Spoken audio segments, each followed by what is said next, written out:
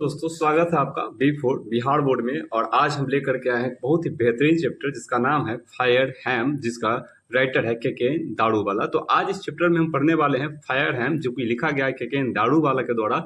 और इस चैप्टर में एक एक डिटेल को हम लोग खोजेंगे और लास्ट तक जैसे ही वीडियो खत्म होगा तो आप खुद में ये कहेंगे कि हाँ बस ये चैप्टर कंप्लीट हुआ है और ढंग से कंप्लीट हुआ है। तो चलिए ज़्यादा देर नहीं करते हैं और डायरेक्ट बिना कुछ बोले हुए, बिना कुछ बकवास किए हुए चैप्टर को स्टार्ट करते हैं। चैप्टर का नाम है फायर हैम। फायर का मतलब क्या होता है? तो फायर का मतलब होता है आग और हैम का मतलब होता है प्रशंसा करना, आग यानी प्रार्थना करना। तो इस चैप्टर का नाम हो गया फायर हैम, मतलब आग से प्रार्थना करना। मतलब इस चैप्टर में ये जो थीम है चैप्टर का, ये फायर हैम है, मतलब आग से प्रार्थना करना। अब देखिए इसके राइटर कौन है जी? तो के दारूवाला। इनके बारे में कुछ विशेष हम लोग जानेंगे जो कि चैप्टर के बीच में भी पता चलेगा। वैसे इंट्रो में भी अभी पता चलने वाला है, लेकिन चैप्टर के बीच में और अच्छा से पता चलेगा और वो चीज़ बहुत ज़्यादा इंटरेस्टिंग होगा जो कि कविता को बहुत ही इंटरेस्टिंग तरीके से आपको समझाने का काम करेगा। तो चैप्टर के बीच में हम ये बताएंगे कि क्या फैक्ट है जो कि के दारूवाला से जुड़ा हुआ है इस चैप्टर में। चलिए ज़्यादा देर नहीं करते हैं, राइटर की इंट्रो को जानते हैं। तो पहला लाइन है के दारूवाला बॉर्न 1937, मतलब के दारूवाला का जन्म 1937 1937 में हुआ था। कॉमा दिया हुआ है। द रिसिपिएंट, ये प्राप्त करता थे, मतलब प्राप्त करने वाले थे ऑफ साहित्य अकादमी अवार्ड। किस चीज़ का? तो साहित्य अकादमी अवार्ड के प्राप्त करता थे, जो कि 1984 में इनको दिया गया था। मतलब साहित्य अकादमी अवार्ड से इनको नवाजा गया था 1984 में। एंड कॉमनवेल्थ पोएट्री अवार्ड, एक और अवार्ड इनको दिया गया था जिसका नाम था Commonwealth poetry award. Is a landscape poet, ये उसके बाद है he is a landscape poet. ये कैसे कवि है जी? तो लैंडस्केप पोएट है, पोएट मतलब कवि, और लैंडस्केप कहने का मतलब भूमि से जुड़ा हुआ पोएट है। मतलब ऐसे कवि हैं जो भूमि से जुड़े हुए हैं। जैसे हर राइटर का कुछ अपना एक सिद्धांत होता है, एक पहचान होता है। कोई लव पोएट होते हैं, कोई रोमांटिक पोएट होते हैं, कोई नेचर्स पोएट होते हैं। ठीक उसी प्रकार से ये के दारूवाला जो है ये लैंडस्केप पोएट है, मतलब भूमि से जुड़े हुए पोएट हैं, कवि हैं। Of eminence and a well known writer of short story. और लैंडस्केप पोएट में कैसे हैं? तो इमिनेंस मतलब जमे हुए राइटर हैं, ये लेखक हैं, ये कवि हैं। एंड वेल नोन, और बहुत ही अच्छा जानकार हैं, राइटर, जानकार राइटर है ऑफ शॉर्ट स्टोरी। किस चीज़ के लिए? तो शॉर्ट स्टोरी के बहुत ही जानकार लेखक हैं ये। हिज पोइट्री इज, इनका जो कविता है, हिज पोइट्री इज, इनका जो कविता है, इन हिज ऑन वर्ड्स, वो कैसा होता है जी? तो इन हिज ऑन वर्ड्स, इनके अपने शब्दों में होता है। इनका जो कविता होता है इनके अपने शब्दों में होता है। ऐसा नहीं कि कहीं से किसी लाइन को चुरा लिए, कहीं किसी दूसरे कविता से, किसी दूसरे शायरी से, रिदम से, राइम से कुछ भी चुराते नहीं थे। ये अपना से अपने शब्दों में लिखते थे। अ टोटली इम्प्रेशनिस्टिक, और ये टोटल के टोटल इम्प्रेशनिस्टिक थे। मतलब ऐसे कवि थे जो छाप छोड़ देते थे, इम्प्रेशन छोड़ देते थे।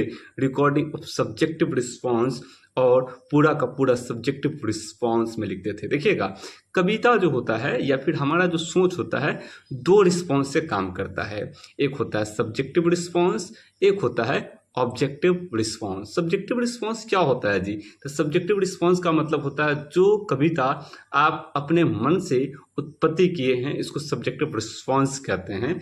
जबकि ऑब्जेक्टिव रिस्पॉन्स का मतलब होता है जिस कविता को आप कहीं कहीं पे कुछ देखे हैं घटना घटते हुए और उस घटना के आधार पे कविता लिख दिए हैं, तो वो ऑब्जेक्टिव रिस्पॉन्स होता है। तो ये जो कवि थे ये कैसे हैं जी? तो ये सब्जेक्टिव रिस्पॉन्स के कवि हैं। ही क्लेम्स हिज पोएम, ये क्लेम करते हैं कि, ये बताते हैं कि इनका जो कविता है टू बी रूटेड, वो जुड़ा होता है इन द रूरल लैंडस्केप। कहाँ से जुड़ा होता है जी? तो ग्रामीण क्षेत्रों से जुड़ा होता है।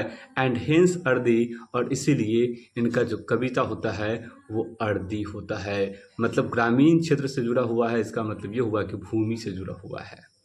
ठीक है, आगे देखिए। ही सन्स सोफिस्टिकेशन, और इनका खासियत क्या है जी? तो ही सन्स, सन्स मीन्स होता है पीछे हटना, ये SUN वाला नहीं है, SHUN है। तो ये पीछे हटते हैं किस चीज़ से? सोफिस्टिकेशन से, मतलब कविता में चीज़ों को ज़्यादा जोड़ने से ये पीछे हटते हैं, ये ज़्यादा जोड़ना नहीं चाहते हैं किसी चीज़ को।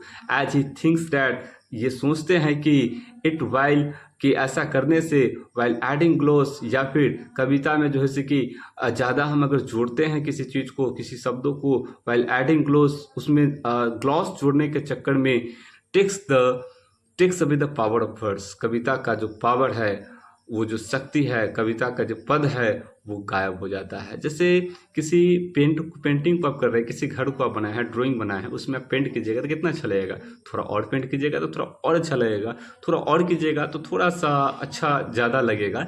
लेकिन जब से ही आप थोड़ा ज़्यादा उसको पेंट कीजिएगा तो पता चलेगा वो जितना अच्छा लग रहा था धीरे धीरे उतना भद्दा लगने लगा है। तो राइटर का कहने का सेंस ये है कि वाइल एडिंग ग्लोस, ज़्यादा चमक जोड़ने के चक्कर में हम कविता में जो वर्ड्स को जोड़ते हैं तो उसमें होता क्या है जी, takes away the power of words, कविता का जो शक्ति है, जो पद का जो शक्ति है, जो खूबसूरती है, वो गायब हो जाता है। इसीलिए हमको कविता में ज़्यादा जोड़ने की ज़रूरत नहीं है। ये कविता नहीं, हर चीज़ में यही चीज़ अप्लाई होता है कि किसी भी चीज़ को ज़्यादा खूबसूरत बनाने की कोशिश हमें नहीं करना चाहिए, नहीं तो वो कहते हैं ना, जादू ज़्यादा साधु से मठ खराब हो जाता है, वही इसी टाइप का कुछ बात है।